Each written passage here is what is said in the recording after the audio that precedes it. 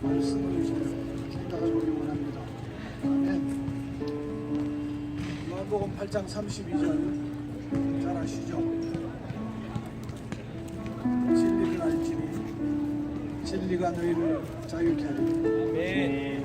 다시 한번 진리를 알지니 진리가 너희를 자유케 하리라. 진리가 너희를 자유케 하리라. 자, 우리 이 말씀을 많이 들었는데 오늘 이 말씀을 우리가 그냥 단순히 읽는 것이 아니라 이 대학에 좀 선포했으면 좋겠습니다. 그리고 이 세상에 선포했으면 좋겠습니다. 왜냐하면 우리가 어둠 속에 지금 빛을 찾지 못하고 모든 문제가 벌어지는 그 근원이 우리가 진리가 없어서입니다. 그래서 정말 우리 마음을 다해서 세상을 향해서 그냥 책을 하나 읽는 것이 아니라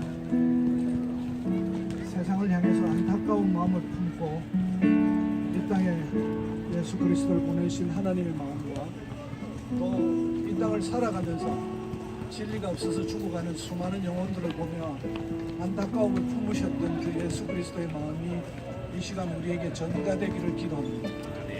그리고 우리가 그 전가된 마음으로 이 말씀을 선포하기를 원합니다. 자, 세상을 우리 부산대학을 좀 보면서 손을 들고 다같이 선포하십니다. 진리를 알지니 진리를 알지니 진리가 너희를 자유롭게 하리라. 진리가 너희를 자유롭게 하리라. 다시 한 번 더 하겠습니다. 진리를 알지니 진리를 알지니 진리가 너희를 자유롭게 하리라. 진리가 너희를 자유롭게 하리라. 우리 대학을 향해서도 했지만 이 백화점과 세상을 향해서 다시 한번 선포하기를 자, 뒤로 돌아서 뒤로 도십시오. 진리를 알지니 진리를 알지니 진리가 너희를 자유롭게 하리라. 진리가 너희를 자유롭게 하리라. 진리를 알지니 진리를 알지니 진리가 너희를 자유롭게 하리라. 진리가 너희를 자유롭게 하리라. 아멘. 감사합니다. 정말 여기에서 우리까지 포함시킵시다. 우리를 포함 안 시키면 좀 잘못된 거죠. 우리도 진리가 필요합니다. 나는 다 됐다 생각하면 또 모순에 빠지는 거예요. 우리가 하나님 믿으면서 항상 두 가지 관점이 굉장히 미묘하게 교차해야 되는데, 하나는 내가 이미 진리 안에 있다고 하는 그 하나님의 사랑 안에 있다고 하는 사실과, 두 번째 여전히 그래도 하나님의 그 진리가 너무 광대해서 그 광대하신 하나님의 진리를 알기에는 아직도 턱없이 부족함을 깨닫는 이 두 가지가 너무너무 중요합니다. 아멘. 그래서 우리가 진리를 선포하면서도 우리는 또다시 진리를 향한 구도자의 자리에서 벗어나면 안 되겠습니다. 아멘.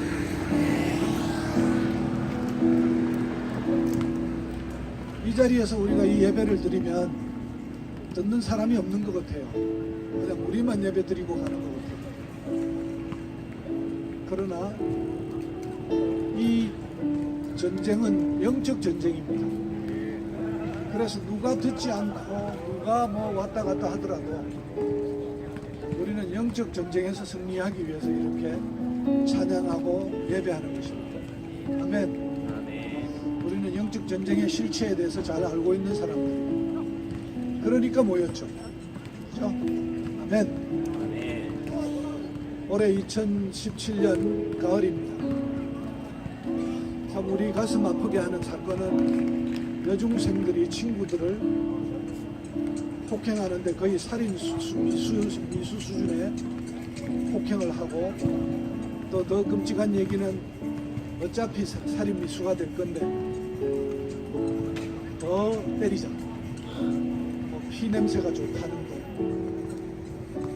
이 아이들 속에 들어간 그 어둠의 영이 어디까지 지금 세상을 병들게 했는지를 여실히 드러내고 있습니다.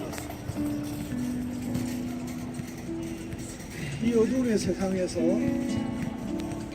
저는 이것이 왜 이런 현상들이 벌어졌는가 다시 한번 돌아보면 하나님께서 분명히 또 우리에게 그 하나님의 말씀에 대해서 거부할 수 없는 것이 교육에서 무너졌다. 대학이 무너지고 교육이 무너졌다.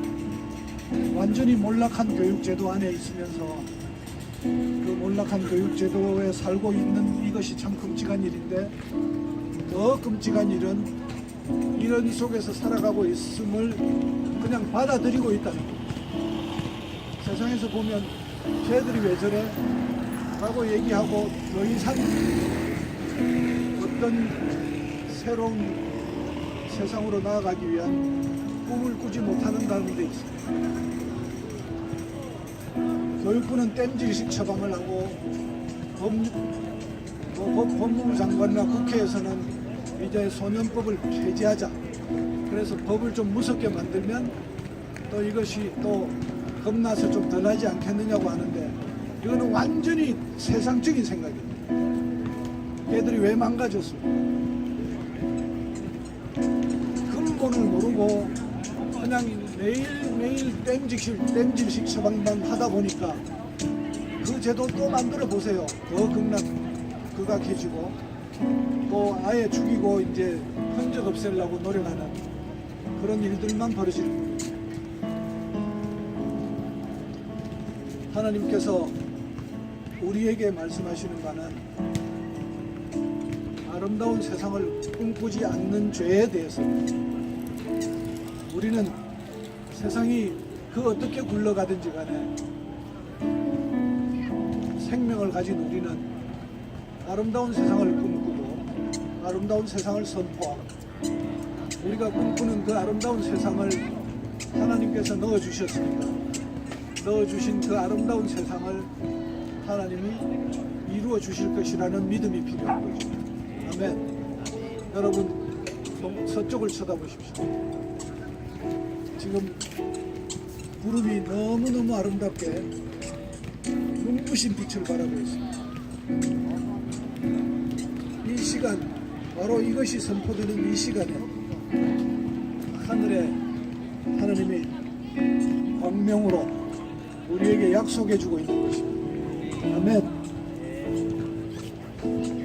나는 여러분께서 저하고 카톡을 하시면 보시지만 대화명을 유토피아 실험 중 이렇게 이름을 붙였습니다. 내 정체성이 뭔지를 그 한마디로 좀 나타낼 수 있겠다 싶어서 끊임없이 가장 아름다운 세상을 꿈꾸는 자입니다. 제가 이렇게 변하게 된 것은 지난 10년 동안 하나님께서 주신 은혜 덕분입니다. 아멘. 나는 본래 그렇게 꿈꿀 수 없는 사람이었고 그냥 평범하게 다 세상 한탄하면서 똑같이 아이고 이놈의 세상 어떻게 되겠냐 그러면서 나도 죄 속에서 살던 사람입니다. 저는 오늘 제 제자 중에 몇 명의 얘기를 같이 하면서 같이 기도하고자 합니다. 실명은 하지 않겠습니다. 성이라는 친구는 매우 가난한 환경에서 자라났습니다. 그는 자기 친가와 외갓집, 친척 어디를 둘러봐도 어른다운 어른이 한 분도 없다고 했습니다. 자기가 대학을 와서 대학교 2학년, 3학년 되는 동안에 평생을 어른다운 어른 한 명 보지 못했고 스승다운 스승, 선생님다운 선생님을 한 사람도 보지 못했다고 했습니다. 가난했기 때문에 학교에서 당구장 알바를 했습니다. 당구장 알바하다 보니까 공부할 시간이 없었습니다. 그래서 학교 성적이 최하로 내려갔습니다. 이 친구에게 자기가 선택할 수 있는 것은 자포자기, 그냥 포기하고 테세라세라 아무렇게나 되라 라고 그것을 받아들이는 것 외에는 아무것도 없었습니다. 어차피 취직 못할 거니까. 이 친구는 자기가 졸업하면 덩치가 좀 있어요. 나는 깡패가 되겠다고 결심을 했습니다. 부산대학에 들어와서 전자공학과에 들어와서 전자공학 전공을 하려는 꿈이 아니라 깡패가 되겠다는 생각을 해버리고 말았습니다. 이게 오늘의 교육입니다. H, 이 친구는 인생을 즐기는 것 외에는 낙이 없었습니다. 춤추는 친구들과 어울렸고 공부는 대충 하고 학교 출석도 대충 수업도 빼먹고 다녔습니다. 친구들과 술 마시고 농담하고 하루하루 무의미하게 살고 있었습니다. 미래에 대한 설계가 없죠. 그저 그렇게 하루하루 지나가는 세상을 아무런 걱정도 없이 그렇게 살고 있었습니다. 황이라는 친구는, 이 친구는 조금 달랐는데 뭔가 잘해보고 싶었습니다. 근데 열심히 노력해서 자기의 문제를 좀 해결해보고 싶었습니다. 근데 마음을 잡을 수가 없어요. 며칠 전에 누나 2명이 자기한테 전화를 해가지고 욕설을 해대면서 막 인정사정 없이 모든 욕설을 뱉었습니다. 그래서 마음이 완전히 무너져 버렸습니다. 자존감이 완전히 땅바닥에 떨어졌습니다. 왜냐하면 이 친구는 자기가 호적에 올라가 있는 어머니가 자기의 친엄마가 아니에요. 자기 같이 살고 있는 엄마한테 호적이 올라가 있는 게 아니고 다른 사람에게 호적이 올라가 있고, 그 가족 관계가 죄악으로 인해서 완전히 비틀려가지고 배다른 누나들의 그 욕설과 인간 대접 안 하는 그 모든 그 환경 속에서 어린 시절을 보냈기 때문에 대학에 들어와서도 누나들이 전화만 한번 하면 그냥 무너지고 다 무너졌거든요. 잘해보려고 해도 잘해볼 수가 없어요. 이 친구는 마음 잡으려고 공부를 해야 되는데 공부하려고 하니까 공부가 안 되니까 이 친구는 마음 잡으려고 알바를 했습니다. 돈 벌려고 한 게 아니고. 그래서 일을 좀 하다 보면 좀 잊어지니까 자기의 존재에 대한 그 좋은 글씨 같은 것들을 잊을 수 있으니까. 그래서 하루하루 힘든 날을 살고 있었습니다. 그는 자기 인생에 대해서 걱정하고 있었습니다. 내가 이대로 살면 내 인생 망가지지 않을까. 그러나 존재적인 그 아이덴티티, 정체성에 무너진 데는 그 어떤 해결책도 없이 하루하루 그냥 사는 거죠. 또 다른 학부모 얘기를 한 사람부터 하겠습니다. H라는 이 학부모는 초등학교 3학년짜리 딸이 있습니다. 근데 이 어머니가 우울증입니다. 엄마가 우울증이니까 딸도 우울증입니다. 남편은 사별했습니다. 하루하루 우울증 딸과 엄마 사이에 벌어지는 그 엄청난 스트레스와 아이의 스트레스, 서로 죽이고 싶은 마음들, 이런 지옥 같은 상황을 하루하루 견디며 살고 있었습니다. 근데 참으로 안타까운 것은 이 가정이 크리스찬 가정입니다. 지난 10몇 년 동안 동일한 상황이었는데 10몇 년 동안 그 가정에 회복이 없었습니다. 문제는 점점 악화되고 있었습니다. 병원에 갔는데 의사는 이 우울증에 있는 이 엄마나 아이의 얘기를 들어주려고 하지 않습니다. 그냥 약만 처방합니다. 사람을 개인적으로 그 존재를 만나주려고 하지를 않고 그냥 약 처방하고 5분 내에 3분 내에 약 처방하고 다른 손님마다 한 명 한 명 오는 것은 다 돈이니까. 이 어두운 상황 속에서